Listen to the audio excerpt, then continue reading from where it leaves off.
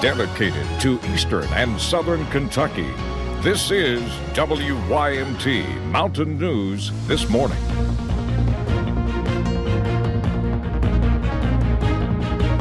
Good morning, I'm Connor James. The time is 6:30 on this Monday morning. Let's check in with meteorologist Kelly McShane for a look at your forecast this morning. Kelly, happy Monday. Happy Monday. We are starting off on a pretty calm note. The sun now just starting to rise. A few clouds here and there in the sky, but right outside of our WYMT studios, looking at a pretty calm scene, mostly clear, and that sun, like I said, just starting to rise. A little bit of fog in those valleys, but overall, a peaceful start to our Monday. Those temperatures, some of us in the low 60s, some of us mid 60s, and then some of us even into the upper 60s this morning. That is setting the stage for what is going to be a very warm day heading into this afternoon. We're expecting temperatures near 90. And then for tomorrow, we also have the potential for severe storms. I will have my full forecast and those details here in just a little bit. Connor? All right, thank you, Kelly. Well, days after immigration officials raided 7 poultry plants in Mississippi, children and community members marched in support of parents who were taken away. CBS's Laura Podesta has the latest. Children in Canton, Mississippi came out to protest on Sunday. I'm here because their parents couldn't. Those kids came over here alone because they simply want to speak for their parents. Many of their parents were arrested during last week's immigration raids. Keep my hands up. Juan Garcia had just finished his shift at Pico Foods on Wednesday when Immigration and Customs Enforcement agents came in and took his father, who is an undocumented immigrant. I cried plenty of times. But I told myself, I know my dad don't want to see me crying. He want to see me smiling. Without us, the plant ain't gonna run. Another one of the 7 poultry plants raided, Koch Foods, is holding a job fair today. More than 240 of its workers were arrested. These employers are exploiting undocumented workers. On Sunday, the Trump administration defended the raids. Targeting worksite enforcement, meaning companies that knowingly and willfully hire illegal aliens so that in most cases they can pay them reduced wages, exploit them further for their bottom line. So I want my dad to be free and everybody else. Democrats say ICE needs to focus on dangerous criminals. For them to invade a workplace, divide families, just really undermines the character of America. Acting Homeland Security Secretary Kevin McAleenan says the plants are being investigated. Laura Podesta, CBS News. McAleenan says the raids have been planned for more than a year. He added that it was unfortunate timing. They just came days after a gunman killed 22 people in El Paso and told authorities he was targeting Mexicans. On Saturday, nearly 100 protesters in New York City were arrested demonstrating outside an ICE office when they shut down a major part of a highway. Well, thousands of Hong Kong activists occupied the airport arrivals hall for a third day Sunday, where they aim to spread their movements against China's extradition bill to the world. The protest still seems to be gaining support despite police interference. Their demands have grown to include greater democracy and the resignation of the city's leader, Carrie Lam. An accused sex trafficker, Jeffrey Epstein, died Saturday in an apparent suicide, according to federal officials. The 66-year-old was in a Manhattan jail awaiting trial. And although Epstein is gone, the legal battles linked to him remain. John Lawrence reports.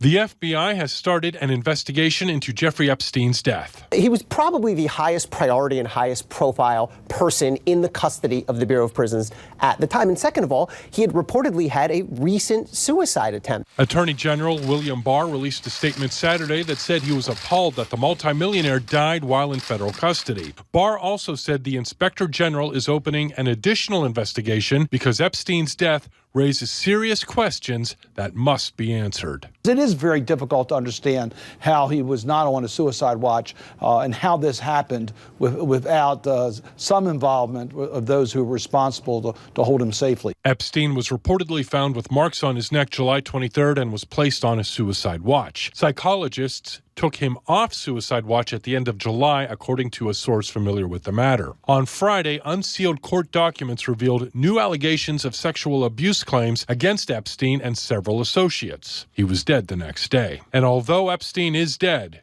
the alleged crimes linked to him are still alive. Anyone who helped Jeffrey Epstein run this sex trafficking ring, promote it, profit from it, should still be very worried. Southern District has made clear, we're not done. We're still coming after the co-conspirators. I'm John Lawrence reporting. Epstein's lawyers released a statement saying they were enormously sorry to learn of Epstein's passing, adding that no one should die in jail. No official cause of death has been released thus far. Well, President Donald Trump is promoting a conspiracy theory linking the Clinton family to the death of multimillionaire and accused sex trafficker Jeffrey Epstein. On Saturday, Trump shared a tweet and video from conservative comedian Terrence Williams. The tweet claims without evidence that former President Bill Clinton and former Secretary of State Hillary Clinton were responsible for Epstein's death. The Federal Bureau of Prisons and Attorney General Bill Barr said Epstein died in a, quote, apparent suicide while in federal custody. A spokesperson for former President Clinton called the conspiracy theory, quote, ridiculous and, of course, not true, and Donald Trump knows it. A Kentucky National Guard pilot is being honored in Louisville after an emergency landing of an aircraft. Officials say he saved multiple lives and a $30 million aircraft. Lieutenant Colonel John T. Horrigan of the 123rd Airlift Wing received the Distinguished Flying Cross at the Kentucky Air National Guard Base. And one man in New Hampshire found a military dog tag while treasure hunting 2 months ago and posted photos on Facebook hoping to find the owner. Last week, he was able to meet the veteran's daughter more than 1,300 miles away. Mike LaCrosse has more. I usually keep my detectives in the car. Granite State treasure hunter Joe Crawford is always prepared for his next discovery.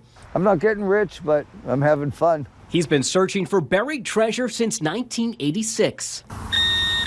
That beeping means he's on to something. Oh, look at that. Now it says something small, like 4 inches down. Finding some silver, a spoon, a button, and a buckle.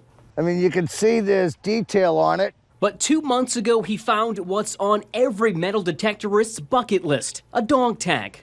Just walking right around here, I heard a nice sound, which once you get a solid signal, so I dug it. It was Bernard Whitley. It had all his numbers. After Joe found the dog tag, he posted a picture of it on Facebook to see if anybody recognized the name. Teary-eyed and goosebumps. 1,300 miles away in Florida, Judy Dixon saw her father's dog tag on Facebook. And this past week, she met the man who found it. It's kind of surreal. We drove to his house, and I met him at his house, and we just gave each other great big hugs. Judy says the Hampstead farm where Joe unearthed the tag belonged to her mother's family. That Army tag is a symbol of her dad's dedication to our nation, serving in World War II and in Korea. It doesn't belong in my shadow box or my collection. That's not where it belongs.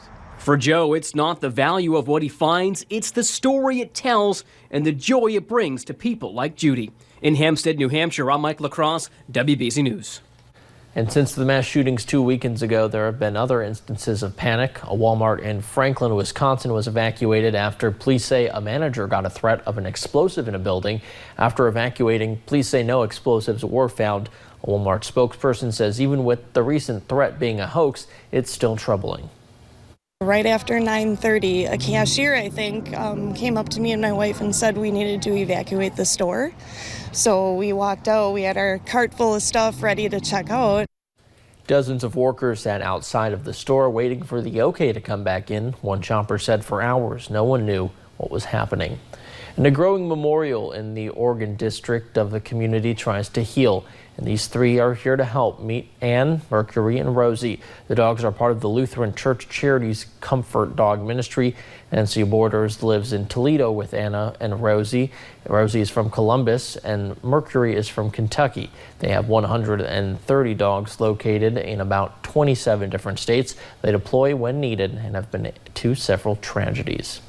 Many people will talk to a dog instead of a person because they're non-judgmental. They love everybody. They don't care, who's petting them. Anna went to Parkland, Florida and Las Vegas to meet with family and friends of the victims there. Just recently, they went to Dayton after the tornadoes tore through the city. And protesters took to the streets of Bowling Green, Kentucky to protest against gun violence. The group Moms Demand Action says the issue is bipartisan and recent mass shootings should prompt lawmakers to take action, specifically referring to Senate Majority Leader Mitch McConnell. The group also stated that their mission isn't to take away guns. The group ended the night by holding a moment of silence to honor those who have been killed or injured in gun-related incidents.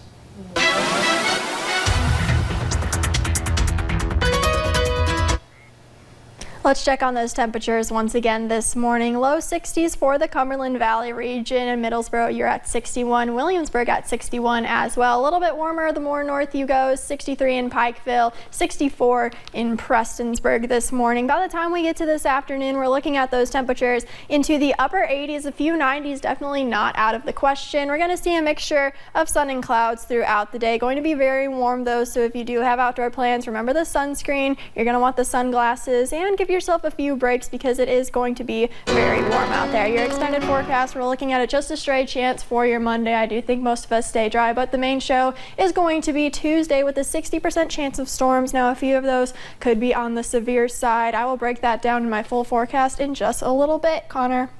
All right, thanks, Kelly. We will have stories trending on WYMT.com next. Thank you for joining us on Mountain News this morning.